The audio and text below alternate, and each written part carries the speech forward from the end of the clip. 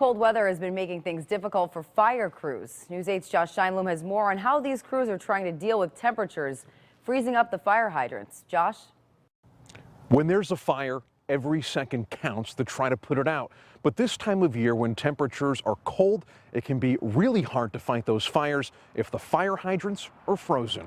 It's what happened on Saturday morning in Fairfield, over at the city's transfer station. There, a garbage truck had caught on fire, but when crews arrived on scene and attempted to battle the blaze, they discovered the first hydrant they tried to use was frozen.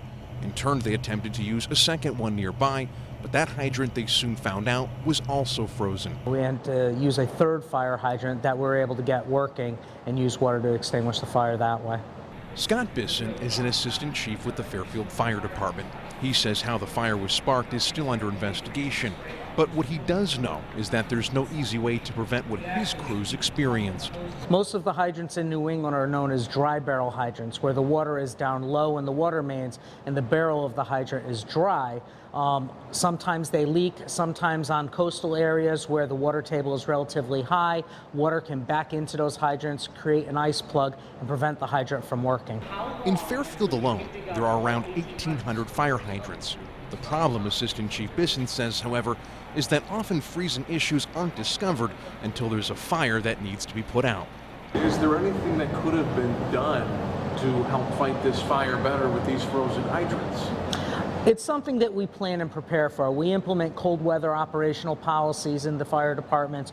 We send additional units with water on the trucks there and additional personnel to help locate a second or third possible hydrant for this.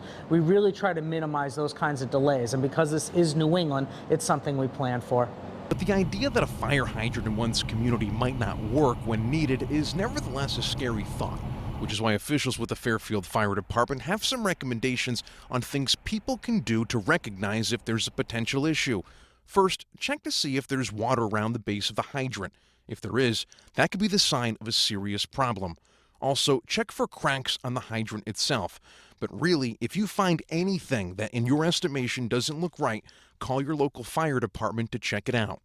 And firefighters say another thing you can do is to just inspect to see if there is any snow that's around the fire hydrant. And if there is, they recommend getting a shovel and simply digging the snow that's around it and bringing it somewhere else.